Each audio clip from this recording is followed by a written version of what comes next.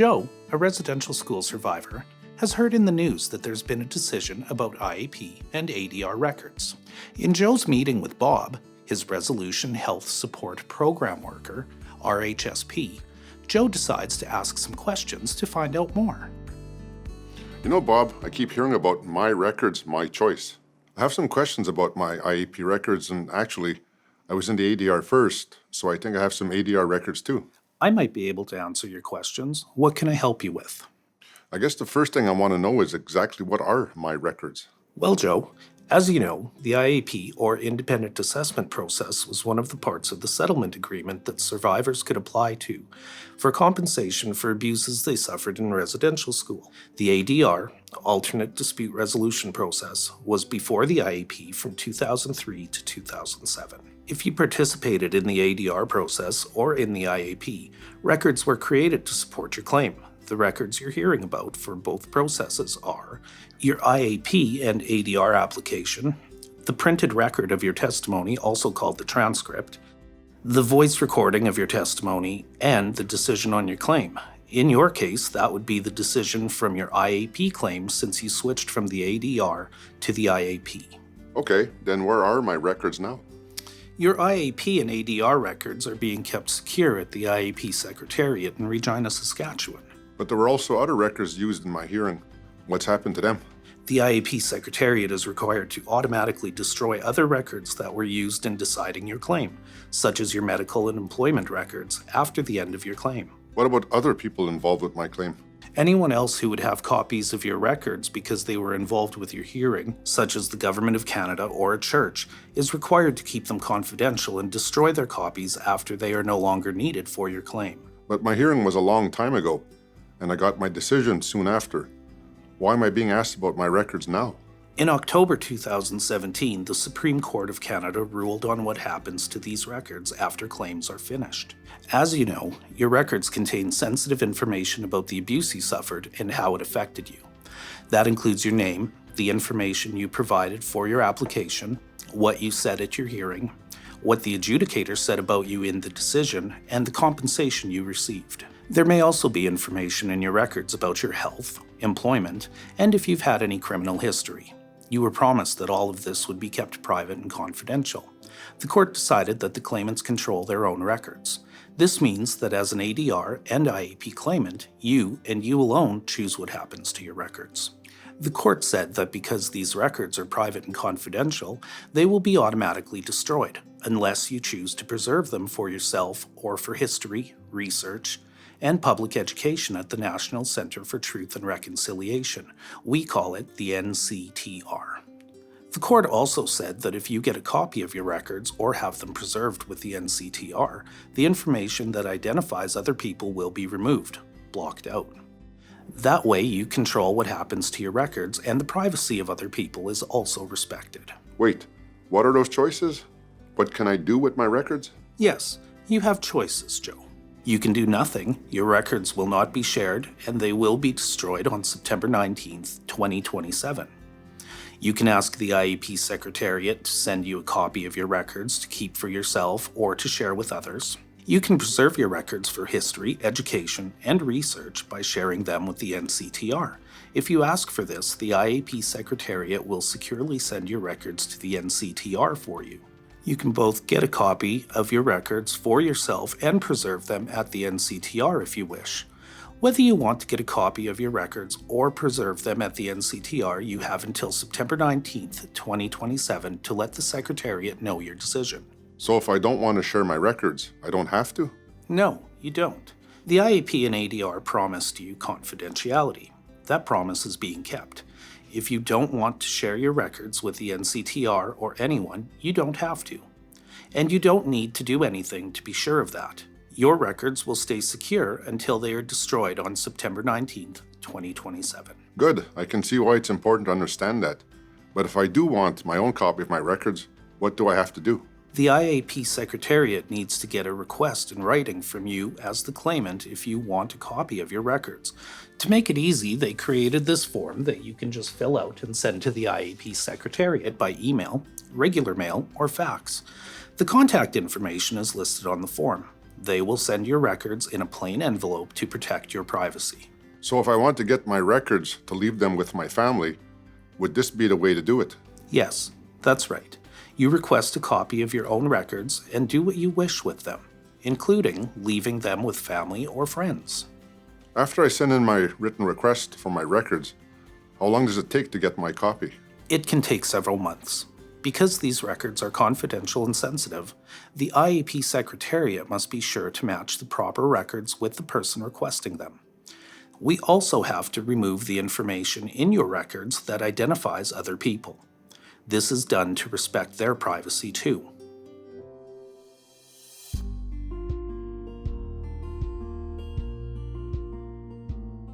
Ah, so that's if I want my own copy of my records. Can you tell me more about sharing my records with the National Centre for Truth and Reconciliation? You called it the NCTR? Certainly. Let me just grab a copy of the consent form for that. What's all this information on the form? Actually, the information in this consent form is really important because if you do decide to preserve your records at the NCTR, the consent form is your agreement with the NCTR for that. Remember, though, that the records are yours and you are free to share them or not. The consent form is 7 pages long. It explains what your records are and what sharing them with the NCTR means. If you decide to sign the consent form, the IAP Secretariat takes care of sending your records to the NCTR. We have already gone through quite a bit of the information in the consent form. Look, for example, Page 1 gives a simple explanation of the IAP and ADR and says that the consent form is for people who had IAP or ADR claims. It explains the choices for your records that we have just discussed, and that those choices are yours and yours alone. Page 2 describes the records the IAP Secretariat is keeping. As we also discussed before, your application form, the transcript of your testimony, the voice recording of your testimony, the compensation decision on your claim. Yeah, well, I know I must have some records. Page 2 explains that there is a separate form if you want to get a copy of your records for yourself. It tells you about the court's decision that because your IAP and ADR records are private and confidential, they will be automatically destroyed unless you choose to preserve them for yourself or with the NCTR. That sounds important to know if I'm interested in sharing my records with them. Yes, it is. Let's talk about the NCTR. The settlement agreement that settled the legal claims of residential school survivors created both the IAP and the Truth and Reconciliation Commission, which you probably know as the TRC. And it created the NCTR to hold the records and statements about the residential schools that the TRC gathered. The NCTR will also hold the IAP and ADR records that claimants choose to share with it. That's what the consent form is about. So what does the NCTR do? The NCTR is hosted by the University of Manitoba in Winnipeg. It is a place of learning and dialogue to preserve the history and legacy of residential schools, ensure those memories are never forgotten, honor survivors, communities, and others affected by the residential school system, promote research into the residential school system and its effects, and foster truth, reconciliation, and healing across Canada. The NCTR does these things by allowing the public, researchers, educators, survivors, and their family to study and learn from its collection of records. The NCTR works in other ways too, such as by welcoming visitors to tour its gallery and holding public education and community engagement sessions. The NCTR does some of its work through a network of partner universities, colleges, and other organizations. I see. Can you tell me who is in charge of the NCTR? Good question. The NCTR is guided by a governing circle. Survivors or their families or descendants, the University of Manitoba, and other partner organizations are all represented on the governing circle. Most of the members of the governing circle are Indigenous. The NCTR also gets advice from a survivors circle to ensure that the voices of survivors remain central to its work. The University of Manitoba's security systems and rules for research involving sensitive, private information apply to the NCTR's collection of records. So what happens to my IAP and ADR records? if I decide to share them with the NCTR? The NCTR is committed to the respectful and dignified use of all records in its care, and to doing no harm to survivors, communities, and others affected by the residential school system. The NCTR will share its collection of TRC records with researchers, families, and the public over time, and depending on how sensitive they are. Some records will not be shared for many years. The rules are a little different for IAP and ADR records. Who the NCTR shares those records with will depend on whether a claimant decides they want restricted access or open access for their records. Page 3 of the consent form explains more about those two options. Before we get into the details of those options, can you tell me, if I want to learn more about the NCTR and maybe talk with someone there, how can I do that? Of course. There are a few ways to get more information about the NCTR. You can find the NCTR's information pamphlet and video on its website at nctr.ca/archives.php, or through links on the IAP information website at myrecordsmychoice.ca. You can also call the NCTR directly with your questions, toll-free at 1-855-415-4534. Now, you said that if I want to share my records with the NCTR, there are two options for doing that. Yes, the two options are restricted access and open access. Let's look at those on page 3 of the consent form.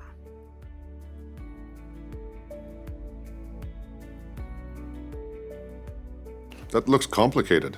Not really. The key difference between restricted access and open access is whether the NCTR keeps confidential your name and other information that identifies you. We call that your personal information. If you want to preserve your records with the NCTR, but want your personal information to stay confidential, then restricted access is for you. If you want to preserve your records with the NCTR and have them made public with your name in them, then open access is for you. Oh, I can understand that difference. It's an important one. Yes, it is. Now a little more explanation. For restricted access, the NCTR may allow authorized researchers to see and use your records for their work. Authorized researchers must follow the university's research and ethical rules, and they must keep your personal information confidential. If the NCTR uses your records for education, it removes your personal information first, so you cannot be identified. For open access, the NCTR may allow your records to be seen and used by researchers, educators, partners in its work, and the public. The NCTR will use your records to promote reconciliation. Over time, and depending on how sensitive your records are, this may include the public release of your records with your name in them. But the NCTR won't release information that exposes you to identity theft or to being contacted without invitation. In my hearing and application, I gave a lot of information about myself and other people too. You said that if I ask for a copy of my own records, the information that identifies other people will be removed first. Does that apply here too? Yes, it does. A note in the middle of page 3 of the consent form says that the information that could identify other people will be removed before IAP and ADR records are transferred to the NCTR. This is done to protect their privacy. I'm not sure I want to see my records, but if I did want to see my records before I decide about preserving them at the NCTR, could I? Yes. To do that, you complete and send in the form we talked about to request a copy of your own records. Is there more I should understand about preserving my records at the NCTR? A bit. Page 3 of the consent form explains that preserving your records at the NCTR will help future generations understand the history and impacts of the residential schools on First Nation, Inuit, and Métis peoples and communities. This is an important benefit and reason to consider sharing your records. For the restricted access option, even though your personal information stays confidential, there will always be a chance that the NCTR or a researcher could reveal your identity by mistake. You accept that risk and rely on the NCTR to decide what researchers see your records. For the open access option, the NCTR decides who sees your records and about naming you publicly in them. You rely on the NCTR to make those decisions respectfully, and accept that you will not be able to control how people who see your records may react to information about you. The NCTR has systems and staff to keep its record collection secure. If you share your records with the NCTR, you accept that there still will always be a chance of unauthorized release of your records. Remind me, how long do I have to make up my mind about this? You can complete and send in the consent form at any time until September 19th, 2027. If you become unwell and unable to make decisions for yourself, or you pass away, and you have not consented to sharing your records with the NCTR, no one else can do that for you. Your records will be automatically destroyed on September 19th, 2027. What if I choose one thing and then change my mind?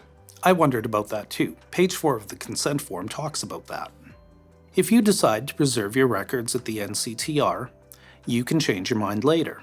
You can change between restricted access and open access, or you can remove your records from the NCTR altogether. But remember, if you choose open access and then change or withdraw your consent, your records naming you may have already been made public. If that has happened, your records can be removed from the NCTR's collection so that no one else can see them through the NCTR. But the NCTR can't control what happens to information that has already been released to the public. Wow, this seems more like a fact sheet than a consent form. Yes, there's a lot of information right in the consent form. Page 4 also explains that the consent form is an agreement between you and the NCTR that is governed by Manitoba laws and a court order. What matters here is the agreement and the access option you choose control how your records are preserved. The agreement is permanent. So, for example, if you choose restricted access, your records will stay that way, unless you change your mind and withdraw your records or choose a different access option for them. And when you pass away, the access option you chose will continue for your records. Now let's go to the page for giving your consent.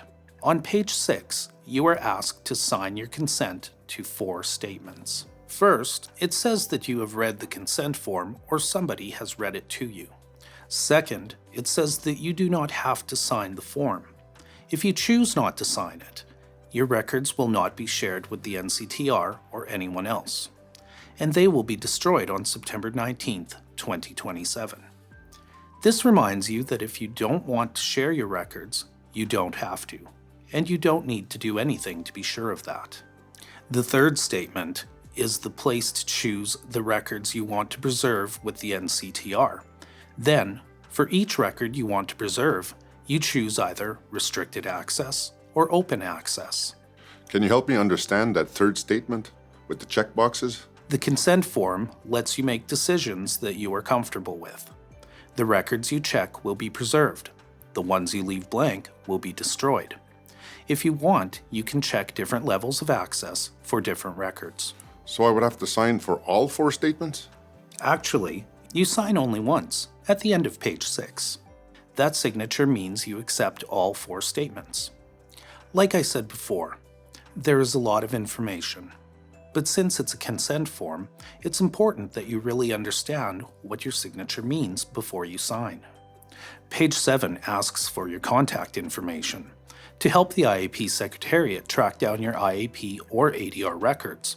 The form asks for other names you may have used, or other spellings of your name. Your IAP or ADR claim number will be the best way to identify your records, but you can still send in the form if you don't know that. The form asks for phone numbers so that the IAP Secretariat can contact you if they need to clarify anything that will help to identify your records. You'll notice the part where you put your phone number asks you to say yes or no to whether the IAP Secretariat can leave a message. Your privacy is important, so if the IAP Secretariat staff try to call you, they will leave a phone message only if you clearly show them on the form that it's okay with you. And that's it? Don't I need to sign too? Yes, you do need to sign. Below your choices for preserving some or all of your records with the NCTR is where you need to sign your form. If a claimant signs with a mark instead of a signature, a witness also needs to sign in the separate box for that. If you use a signature, then you would just leave the witness box blank. And then I'm done? Well, yes, But because you have to give your consent in writing, you still need to get your completed and signed consent form to the IAP Secretariat. You can do that by regular mail, by email, or by fax. Thank you so much for taking the time to have this conversation. Now I have a lot of information to consider before I make my choice about my records, and I'm glad to know there's a lot of support out there if I have other questions.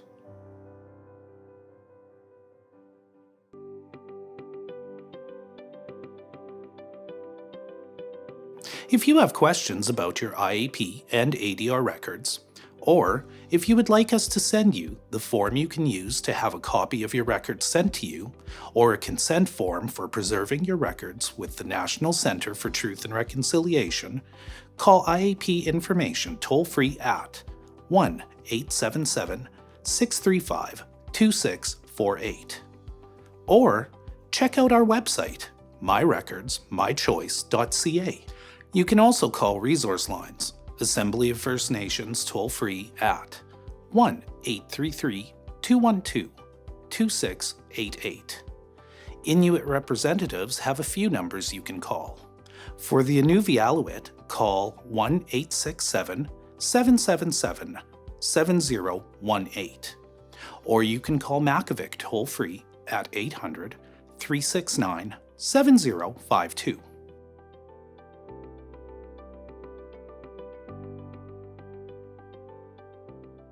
And remember that Resolution Health Support Program workers can also answer your questions and assist you with completing your forms. The IAP Information, Assembly of First Nations, and Inuit representatives toll-free lines, and local band offices can all help you contact an RHSP worker for your area. For more information about the National Centre for Truth and Reconciliation, call the NCTR toll-free at 1-855-415-4534, or go to the NCTR's website at nctr.ca/archives.php. If you are experiencing pain or distress as a result of your residential school experiences, please call the toll-free 24-hour crisis line at 1-866-925-4419.